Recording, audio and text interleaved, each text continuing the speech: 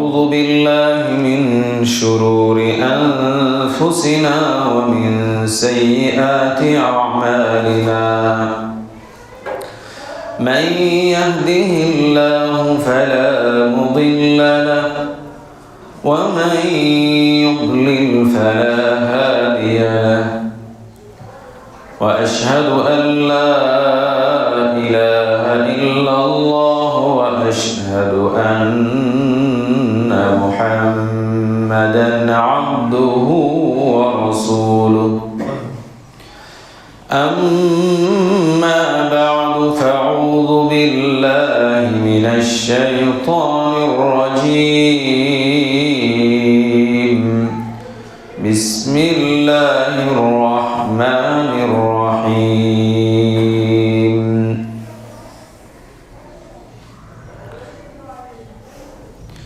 إلا من تاب وآمن وعمل عملا صالحا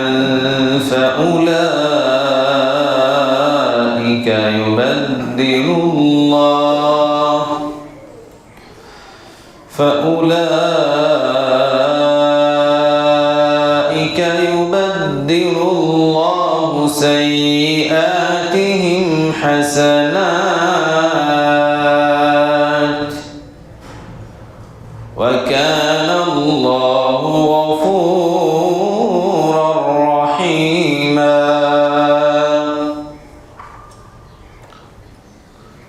وقال تبارك وتعالى في موضع آخر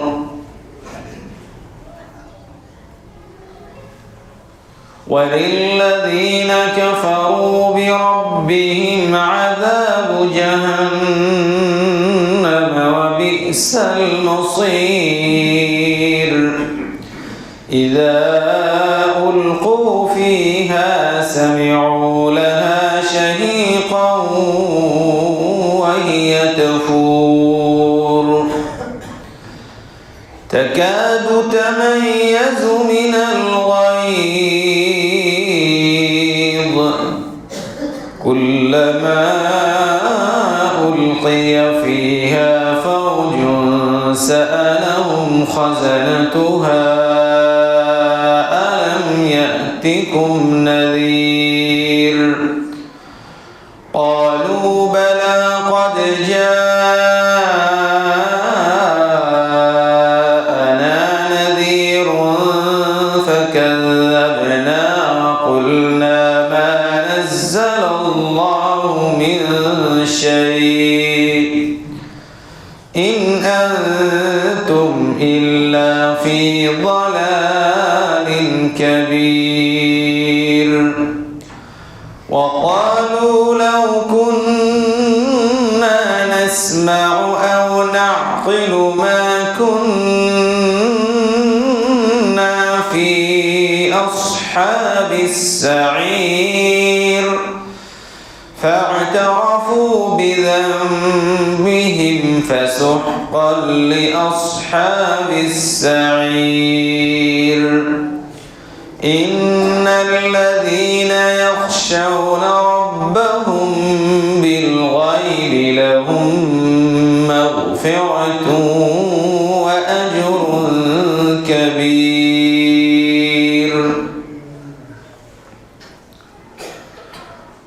وقال النبي الكريم صلى الله عليه وسلم عن أبي هريرة رضي الله عنه قال سمعت رسول الله صلى الله عليه وسلم يقول إن الله خلق الرحمة يوم خلقها 100 رحمة فأمسك عنده 99 رحمة وأرسل في خلقه كلهم رحمة واحدة فلو يعلم الكافر بكل الذي عند الله من الرحمة لم ييأس من الجنة ولو يعلم المؤمن بكل الذي عند الله من العذاب لم يأمن من النار সমস্ত প্রশংসা সেই মহান রব্বুল আলামিনের জন্য দরুদ ও সালাম বর্ষিত হোক মুহাম্মদুর রাসূলুল্লাহ সাল্লাল্লাহু আলাইহি ওয়াসাল্লামের উপর আল্লাহুম্মা সাল্লি আলাইহি আল্লাহুম্মা বারিক আলাইহি আর 3 দিন পরে আমরা পবিত্র রমজানুল মুবারক পাবো ইনশাআল্লাহ। আমরা অনেকেই দিন গুনছি যে কখন ওই দিনটা আমরা পাবো, তবে তারপরেও গ্যারান্টি নেই যে খুব কাছাকাছি আছে 3টে দিন, তো এই 3টা দিন আমি অতিবাহিত করতে পারবো কিনা, রমজানকে ধরতে পারবো কিনা, সেই নিশ্চয়তা আমার নেই। এটা আল্লাহ ভালো জানেন। তবে প্রত্যেক মানুষের মধ্যে একটা আশা আকাঙ্ক্ষা জাগ্রত হয় যে মহান দিন আমাদের কাছে মেহমান হিসেবে খুব তাড়াতাড়ি আসছে। গত বছর যারা রমজানুল মুবারকে রোজা রেখেছেন, রমজান মাসে ইবাদত বন্দেগী করেছেন, আজকে হয়তো এই জুম্মার দিনে অনেকেই অনুপস্থিত, অনেকেই তারা কবরবাসী হয়ে গেছেন। এবং এই যে আমরা সামনে রমজান পাবো, এই রমজানে যারা ইবাদত বন্দেগী করব, আমরা যারা এখানে উপস্থিত আছি, আমাদের মধ্য থেকে পরের রমজানে অনেকেই অনুপস্থিত হয়ে যাব। সে পর্যন্ত আমরা নাও যেতে পারি, সেই পর্যন্ত আল্লাহ তাআলা আমাদেরকে নাও নিয়ে যেতে পারেন। এখানে কোনো ব্যক্তি এটা ভাববে তার কোনো অবকাশ নেই যে এই রমজানের পরের রমজান যেগুলো বয়স্ক আছে, 70 বছর 80 বছর বয়স হয়ে গেছে, তারাই হয়তো চলে যাবে, এটা ভাবার কোনো অবকাশ নেই। বরং একজন বাচ্চা, একজন যুবক, প্রত্যেককেই ভাবতে হবে যে সেই রমজান পর্যন্ত আমিও হয়তো পৌঁছতে পারবো না। কারণ আপনার সদা সর্বদা আপনার কাছে মালাকুল মাউত আসে, এসে আপনার জানকে ছিনিয়ে নেওয়ার জন্য আসে, কিন্তু আল্লাহ তাআলার অর্ডার হয় না, তাই আপনি এখনো বেঁচে আছেন। সম্মানিত উপস্থিতি, আমরা 3 দিন পরে যে রমজান পাবো, আল্লাহ যদি আমাদের তাকদীরে লিখে রাখেন রমজান পাচ্ছি, তো আমরা এই রমজানে কি কি প্রস্তুতি গ্রহণ করব। প্রথমত আমি ওইসব বড় বড় বিজনেসম্যান যারা দুনিয়াবি ব্যাপারে খুব খাটাখাটনি করেন তাদেরকে বলবো যে 11টা মাস আপনি অক্লান্ত পরিশ্রম করেন সংসারের জন্য। ঠিক আছে, 11টা মাস আপনার সংসারের জন্য, আপনার কি করে ধনে সম্পদে উন্নতি হবে তার জন্য আপনি সময় ব্যয় করেন।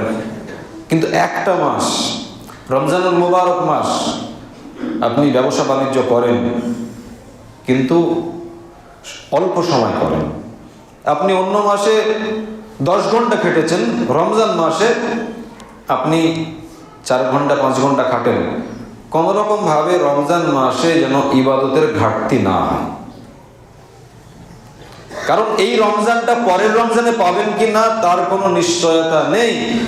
আর আপনি যদি এই রমজানুল মুবারকে নিজের পাপকে মোচন না করে যেতে পারেন, পাপকে মোচন না করে আল্লাহর সঙ্গে সাক্ষাৎ করেন, তো আপনার আফসোসের শেষ থাকবে না, আর তখন আফসোস করে কোনো লাভও হবে না।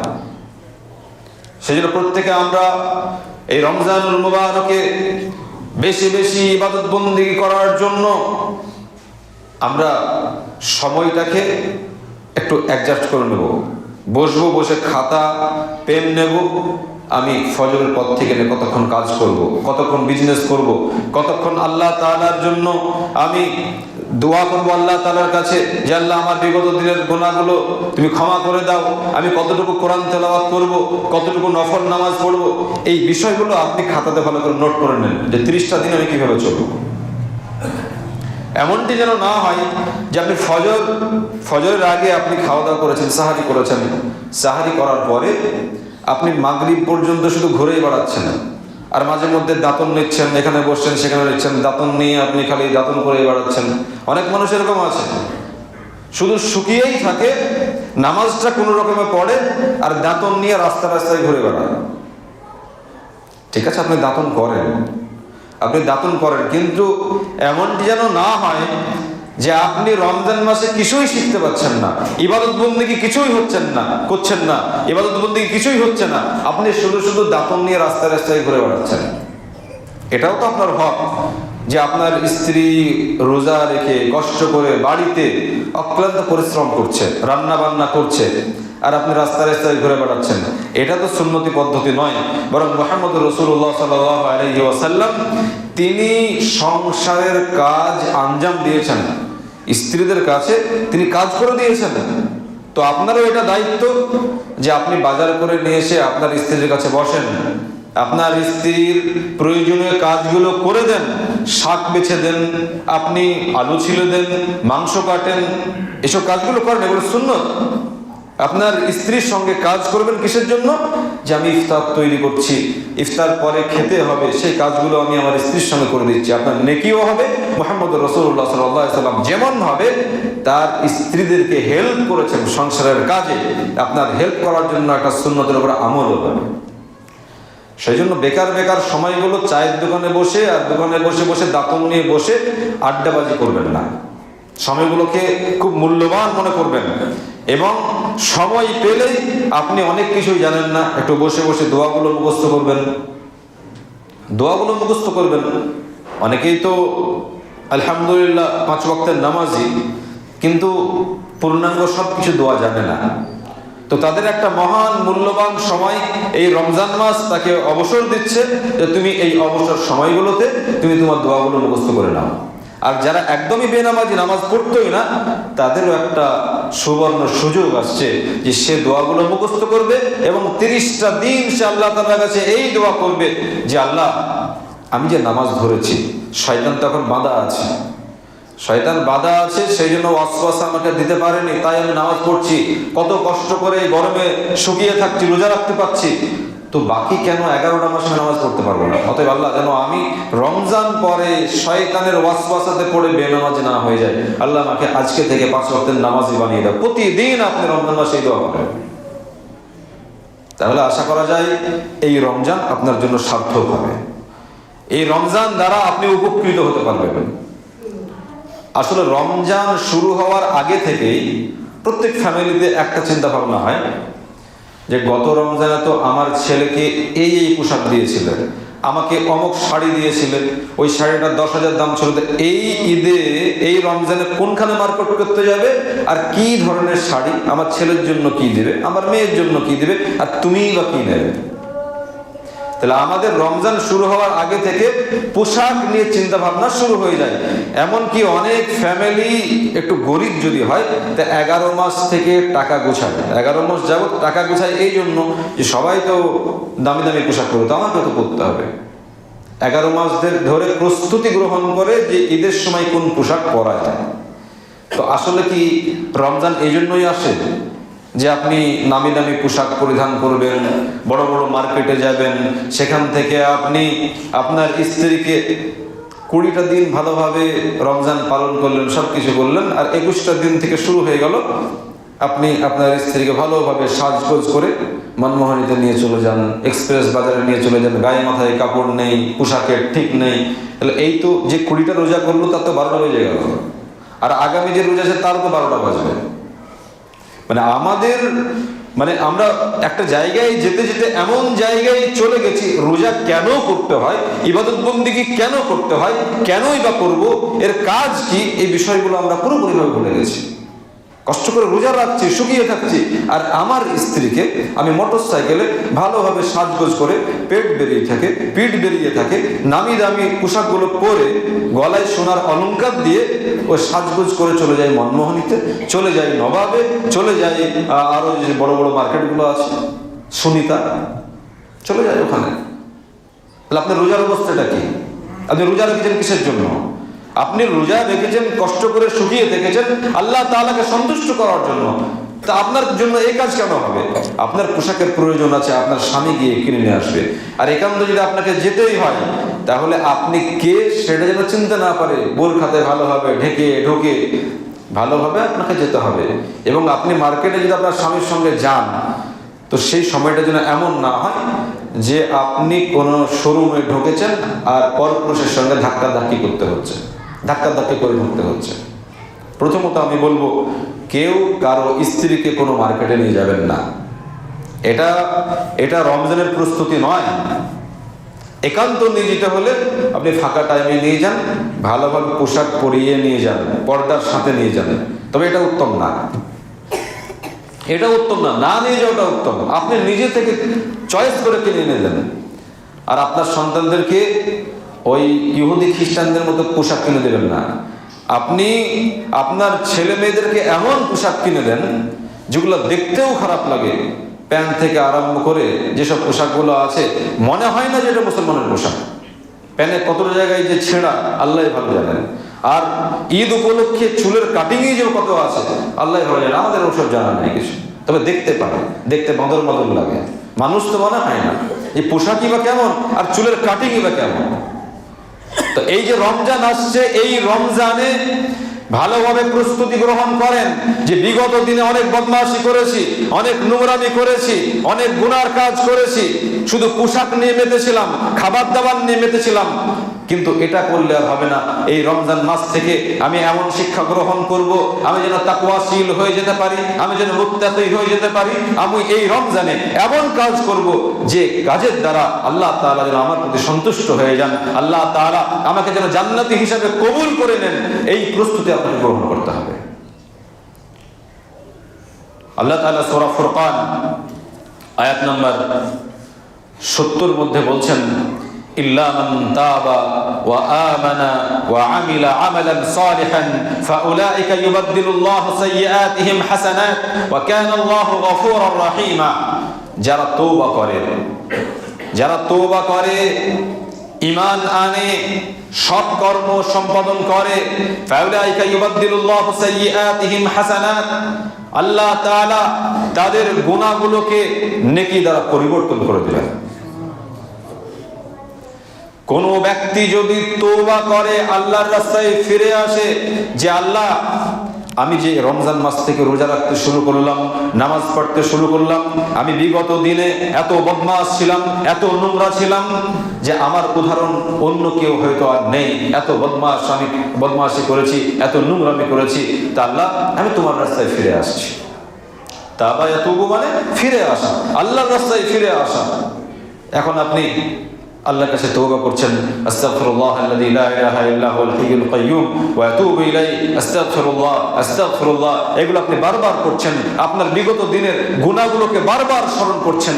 আর আপনি বলছেন যে আল্লাহ এই পবিত্র রমজান পেয়েছি, বরকতের মাস, রহমতের মাস, আল্লাহ তুমি এই পবিত্র মাসে, এই রহমতের মাসে তুমি আমাকে ক্ষমা করে দাও। আমি জিন্দেগিতে ওই মদও খাবো না, গাঁজাও খাবো না, বিড়ি খাবো না, কোনোদিন গুল জর্দা এগুলো আর করবো না, অনেক বদমাশি করেছি, এগুলো আল্লাহ ছেড়ে দিলাম, পরিহার করলাম। এই ফাঁকে আরো একটা কথা বলে দিই, যারা 5 ওয়াক্তের নামাজি বিড়ি সিগারেট খান না, জর্দা খান না, এই ট্রেনিং এর মাসে আপনি 13-14 ঘন্টা শুকিয়ে থাকতে পারেন, বিড়ি না খেয়ে থাকতে পারেন। তো বাকি টাইমটা চেষ্টা করলে পারবেন। একটা মাস একটু চেষ্টা করেন, দেখবেন ইনশাআল্লাহ আপনি বিড়ি, গুল, জর্দা এগুলো মুক্ত হতে পারবেন। যদি আল্লাহ তাআলা 20 ঘন্টাও শুকাতে বলতেন তাও পারতেন, তা 4 ঘন্টা পারবেন না। 14 ঘন্টা শুকিয়ে থাকতে পারলে, বিড়ি না খেয়ে থাকতে পারলে, তো আরো 8 ঘন্টা তো আপনি অবশ্যই থাকতে পারবেন। আর আপনি বিড়িও খাবেন, সিগারেট, গুলজাদ্দা এগুলো সব করবেন, গেঁজা মদ সবই খাবেন, যে যতক্ষণ শুকিয়ে থাকতে হয় এতক্ষণ পর্যন্ত কিছু করবো না, আর বাকি টাইমগুলো আমি হারাম খাবো। তাহলে কি এই রোজার কোনো কাজ আল্লাহ তাআলার কাছে কবুল হবে? কোনো নেকি আল্লাহ তাআলার কাছে পৌঁছবে? তো ইল্লা মান তাবা ওয়া আমানা ওয়া আমিলা আমালান সালিহা, যারা তওবা করে এবং আল্লাহর প্রতি ঈমান নিয়ে আসে, আল্লাহর প্রতি বিশ্বাস স্থাপন করে এবং সৎ কর্ম সম্পাদন করে, আল্লাহ তাআলা বলেন ফাউলাইকা ইউবাদদিলুল্লাহু সাইয়্যাতিহিম হাসানাত, আল্লাহ তাআলা তাদের গুনাহগুলোকে নেকি দ্বারা পরিবর্তন করে দেবেন। কেমন ভাবে পরিবর্তন করবেন? একজন ব্যক্তি সে 50 বছর 55 বছর পর্যন্ত শুধু বদমাশি করে বেরিয়েছে, ও মদেই ডুবে থাকতো, কোনোদিন ভালো কাজ করেনি।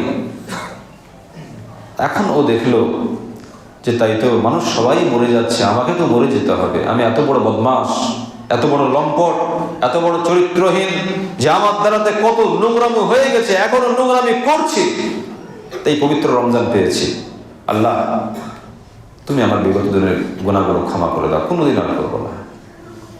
আপনার তওবাটা কেমন হবে?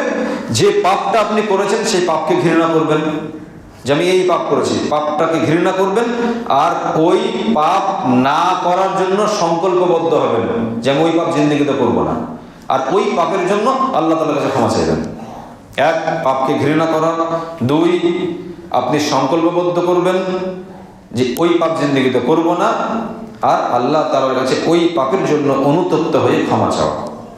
যদি আপনি এরকম ভাবে আল্লাহ তাআলার কাছে তওবা করতে পারেন, চোখ দিয়ে পানি ফেলতে পারেন, তাহলে আল্লাহ তাআলা আপনার দোয়া, আপনার তওবা যদি অ্যাকসেপ্ট করেন, গ্রহণ করেন, তা গুনাহ তো ক্ষমা হবেই হবে। পূর্বে যে 50 বছর ধরে বদমাশি করেছেন সেই গুনাহগুলো আল্লাহ তাআলা নেকি দ্বারা পরিবর্তন করে দেবেন। সুবহানাল্লাহ। মানে একটা বান্দার প্রতি আল্লাহ তাআলার এত দয়া যে বান্দা বদমাশি করেছে, বুঝতে পারেনি, শয়তানের ওয়াসওয়াসায় পড়ে, তো ঠিক আছে, বান্দা আমার কাছে এত কাকুতি মিনতি করে, এত কাঁদাকাঁদি করে, বান্দা তো ভুল করে ফেলেছে, আর আমি সেই বান্দাকে তো বেশি ভালোবাসি। যে বান্দা ভুল করার পরে আমার কাছে মাথা নত করে, যে বান্দা ভুল করার পরে আমার কাছে বলে যে আল্লাহ আমার ভুল হয়ে গেছে, তুমি ক্ষমা করে দাও, সেই বান্দাকে তো আল্লাহ তাআলা অত্যাধিক বেশি ভালোবাসেন, অত্যাধিক ভালোবাসেন। অতএব আপনি যখন অনেক গুনাহ করে ফেলেছেন, তো আল্লাহ তাআলাকে বলেন, দেখেন আপনার গুনাহগুলো সমস্ত আল্লাহ শুধু ক্ষমাই করবেন না, তিনি আরহামুর রাহিমিন, এত দয়াবান যে আপনার গুনাহগুলোকে নেকি করে দিবেন, যাতে আপনার জান্নাতে যাওয়া সহজ হয়ে যায়। তো আমরা কি এই পবিত্র রমজান মাস পেয়ে আমরা কি একটু আল্লাহ তাআলার দরবারে দোয়া করব না? আমরা কি একটু চেষ্টা করব না যে আমাদের গুনাহগুলোকে মোচন করে নিই? আমরা কি চেষ্টা করব না আল্লাহ তাআলার কাছে এই দোয়া করার যে আল্লাহ এই রমজান থেকে আমাকে 5 ওয়াক্ত নামাজি বানিয়ে দাও, কারণ আমি যে বদমাশি করছি, এই বদমাশি দ্বারা যদি আমার লাইফটা শেষ হয়ে যায়, তো আমাকে নিশ্চিতভাবে জাহান্নামে যেতে হবে। অতএব আল্লাহ আমাকে তুমি সিরাতে মুস্তাকিম, সিধা রাস্তার উপরে চালাও আল্লাহ, কোনোদিন যেন পথভ্রষ্ট না হয়। বারবার এই দোয়া রমজান মাসে আপনি করেন, আর আল্লাহ যদি আপনার দোয়া কবুল করে নেন, আলহামদুলিল্লাহ, আপনার দোয়া কবুল হওয়ার জন্য আপনার গুনাহগুলো ক্ষমা হয়ে যাবে, আপনার ওই গুনাহগুলো নেকি হয়ে যাবে, এবং পরবর্তীতে সিরাতে মুস্তাকিমে চলার জন্য আপনার রাস্তাও সহজ হয়ে যাবে। সম্মানিত উপস্থিতি, আল্লাহর কত দয়া। আমি আপনাদেরকে একটা ছোট হাদিস বলি। আল্লাহ রাসূল সাল্লাল্লাহু আলাইহি ওয়াসাল্লাম বলছেন, ইয়ানজিলু রাব্বুনা তাবারাকা ওয়া তাআলা কুল্লা লাইলাতিন, প্রত্যেক রাত্রিতে আল্লাহ তাআলা, মানে রাত্রির 3 ভাগের 1 ভাগ, শেষ ভাগে, রাত্রের শেষ তৃতীয়াংশে আল্লাহ তাআলা নিচের আসমানে নেমে আসেন, দুনিয়ার আসমানে নেমে আসেন। আর আল্লাহ তাআলা বলেন, কেউ আছে আমার কাছে দোয়া করবে, আমি দোয়া কবুল করব? কেউ আছে আমার কাছে কিছু চাইবে, আমি তাকে দেব? কেউ আছে যে আমার কাছে ক্ষমা প্রার্থনা করবে, তাকে আমি ক্ষমা করে দেব? অর্থাৎ আল্লাহ তাআলা বান্দাদেরকে ক্ষমা করার জন্য, দেওয়ার জন্য, দোয়া কবুল করার জন্য তিনি প্রস্তুত, কিন্তু আমরাই সেটা নিতে পারি না। আল্লাহ তাআলা প্রস্তুত আছেন যে বান্দা তুমি চাও আমি তো প্রতিদিন নিচের আসমানে নেমে আসি, দুনিয়ার আসমানে, অতএব তুমি কি দোয়া করবে করো, আমি কবুল করব। তুমি আমার কাছে চাও, তোমার কি প্রয়োজন সেটা আমি দেব।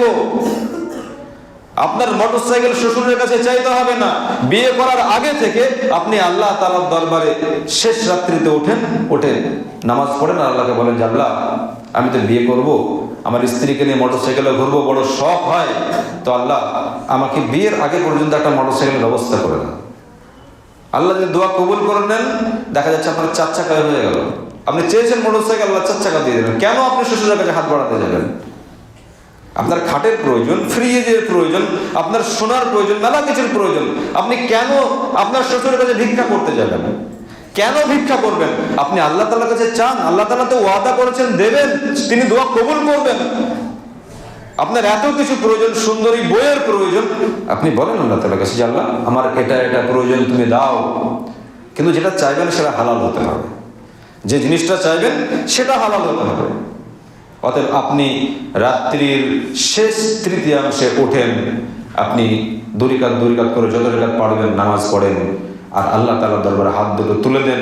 হাত দুটো তুলে দিয়ে আপনি কাঁদেন যে আল্লাহ আমি অনেক ভুল করেছি, তুমি ক্ষমা করে দাও। আল্লাহ তুমি তোমার কাছে আমি এই দোয়া করছি, দোয়াটা কবুল করো। আমার আল্লাহ এটা চাই, তুমি আমাকে দাও, আল্লাহ দেবেন। এবার আপনি যদি 2 দিন 4 দিন দোয়া করার পরে বলেন যে দোয়া তো খুব করলাম, তো কবুল হয় না। মানে দোয়ার ব্যাপারে ধৈর্য ধারণ করতে হবে। আপনি আল্লাহ তাআলার কাছে দোয়া করবেন এবং আপনার মাথায় রাখতে হবে যে আল্লাহ তাআলার কাছে আমি দোয়া করেছি, ঠিকই আল্লাহ তাআলা দেবেন। তিনি যখন দেবেন তখনই আমি পাবো। তিনি জানেন যে তিনি কখন আমাকে দেবেন, আমি সেটা জানি না। আমার কর্তব্য বান্দা হিসাবে আমি আল্লাহ তাআলার কাছে চেয়েছি।